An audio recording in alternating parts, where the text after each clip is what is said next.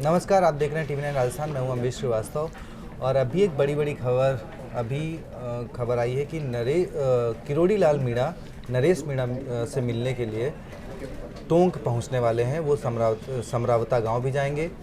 किरोड़ी लाल मीणा जब से ये विवाद हुआ है उसके बाद लगातार समरावता गांव और नरेश मीणा को लेकर बयान दे रहे हैं।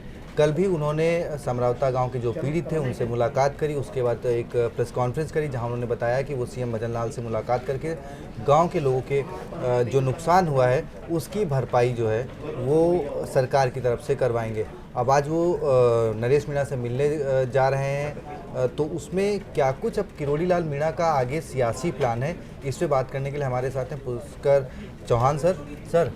किरोड़ी लाल मीणा आप लगातार डिफेंड भी कर रहे हैं, वो पुलिस प्रशासन पर आरोप लगा रहे हैं, उन्होंने खुलकर नरेश मीणा का ये विरोध कभी नहीं किया और आज वो मिलने के लिए भी जा रहे हैं। इसको किस तरीके से देखा जाए? ये तो मुझे लगता है कि बीजेपी को, राजस्थान बीजेपी को सोचना चाहिए कि अब वो लाइन क्या ले रहे हैं।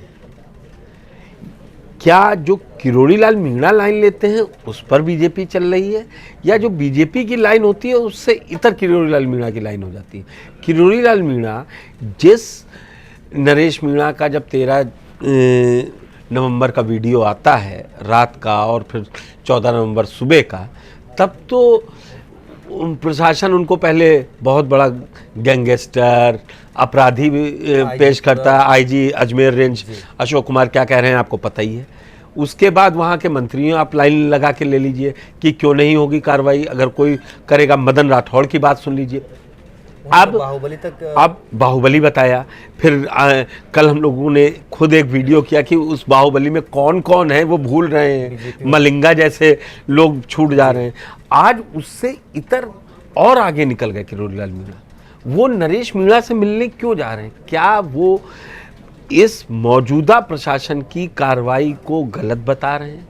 इसका मतलब उनका जाना, आप समर्थन कर देते कि जांच होनी चाहिए, अलग बात थी। आप जेल में जाने मिलने जा रहे हैं, इसका मतलब आप मान रहे हैं कि किरोड़ी लाल मीणा को, नरेश मीणा को सुनना चाहिए। क्योंकि समरावता गांव में जो माहौल है, आपको कल का वो विजुअल याद होगा कि किस तरीके से फिर वो गांव वालों पर ही झल्ला पाते हैं कि अंदर क्यों नहीं बोला था तुमने कि कलेक्टर के खिलाफ मुकदमा करिए। आप वो समझिए, यहाँ तक बोल दे कि जाइए आप डोडासरा और पायलट से जाके बात करिए। हाँ, वो फ्रस्ट्रेशन था, मगर उनको समझ में आया कि अगर वो वहां चले गए तो फिर यहाँ बिल्कुल साफ हो जाएगा। जबकि ये स्थिति तब है जब अब 2028 में कोई चुनाव आएगा। जो तैयारी है भजनलाल सरकार की, वो तो निकाय चुनाव को 1 स्टेट 1 इलेक्शन के मोड में है। तो अब पास में निकाय चुनाव भी नहीं है। दौसा में वोट 13 तारीख को गिर चुका था। अभी मैं, आपका ये सवाल बिल्कुल वाजिब है कि ये समय क्या कह रहा है कि इतनी क्या जरूरत हो गई है किरोड़ी लाल मीणा को कि ना कोई वोटिंग पड़ने जा रहा था, ना आपका कोई सीधा आपकी सवाई माधोपुर सीट से कुछ लेना देना था। देवली उनियारा में बात हुई है, प्रशासन पे आरोप था, आप चुप रह सकते थे। आप कहते एक निष्पक्ष जांच होनी चाहिए।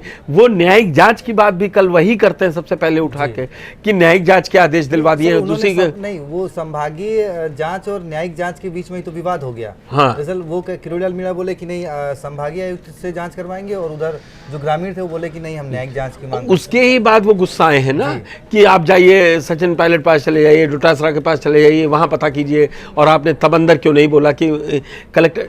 तो एक बात ये तय है, जो वो लगातार 2 से 3 बार समरावता गांव के जा चुके हैं या जाएंगे, मिलेंगे या बात कर रहे हैं, उनको ये मालूम पड़ गया है कि लोग नरेश मीणा के साथ खड़े हैं। और एक जो आप लगातार TV9 राजस्थान ये वीडियो कर रहा है कि नरेश मीणा नेक्स्ट मीणा समाज का आइकन है। क्या सर, मैं उसी पे आ रहा था, क्या बात को ये डर है पहली बात, और नरेश मीणा का बढ़ता कद देखकर वो अब नरेश मीणा के जरिए सरकार से जो अपनी राइवलरी है उसको पूरा करना चाहते हैं? बिल्कुल। अब ये लाइन खिंच गई ना।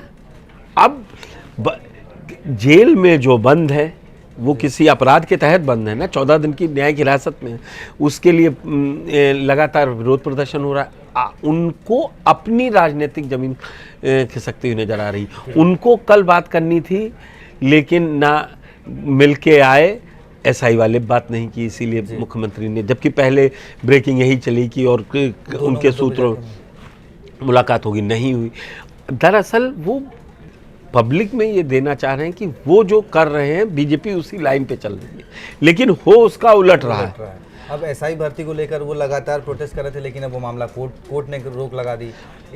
और 22 को जवाब देना है, तो उसमें अब ये होगा कि भजनलाल सरकार तो ये कहेगी ये तो कोर्ट से रद्द हुआ है। जी, वही अब वो उनको वो पॉइंट मतलब ब्राउनी पॉइंट कलेक्ट करने का मौका नहीं मिलेगा कि मैंने एसआई परीक्षा रद्द करा दी। लगातार वो अब इसीलिए उन्होंने सरकार में जो सड़कों पर प्रदर्शन कर रहे थे, जिसका बेनिफिट वो इधर लेना चाहते थे, इस सरकार में ही आके उनकी जो है वो डाउनफॉल, एक तरीके से सियासी डाउनफॉल, मुझे लगता है वो उनकी वही वाली राजनीति है जो एक समय वो जब वसुंधरा राजे मुख्यमंत्री थी और वो बीजेपी में ही विरोध कर रहे थे, फिर कितनी बात आगे बढ़ी कि वो अलग पार्टी भी बन गई और अपनी पत्नी को चुनाव भी लड़ाया, खुद राज्यसभा पहुंचे। तो मतलब उनका एक कैरेक्टर है कि उसको कहें कि वो विपक्ष की राजनीति के लिए ज़्यादा सुटेबल व्यक्ति। चलिए सर, चलिए देखते हैं क्या मुलाकात होती है, क्या बातें होती हैं, उसके बाद किरोड़ीलाल मीणा क्या कुछ कहते हैं नरेश मीणा से मुलाकात के बाद, और इससे सियासी घमासान और विपक्ष में बैठी कांग्रेस को कितना बड़ा मुद्दा मिल जाएगा, ये देखना बहुत दिलचस्प होगा। तो TV9 राजस्थान को सब्सक्राइब कर लीजिए और मुलाकात के बाद सबसे पहले मुलाकात की तस्वीरें सबसे पहले आप तक TV9 पर सबसे पहले देखने को मिलेंगे। बहुत बहुत शुक्रिया, धन्यवाद।